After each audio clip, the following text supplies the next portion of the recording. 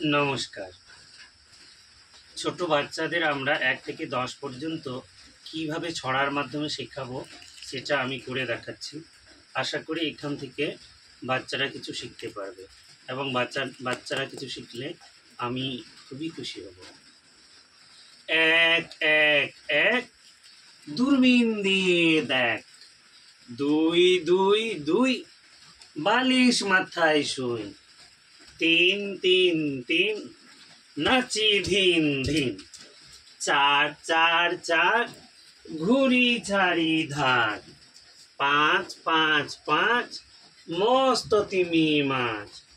৬ ৬ ৬ ভারত মাতার জয়। ৭ ৭ ৭ হাতির সাদা দাঁত। ৮ ৮ ৮ কুড়াল দিয়ে কাঠ। ৯ ৯ ৯ প্রণাম মহাশয়। ১০ ১০ ১০ চলি মস মস। ধন্যবাদ। সবাই ভালো থাকবেন এবং আমিও যাতে ভালো থাকি তা সকলে প্রার্থনা করবেন।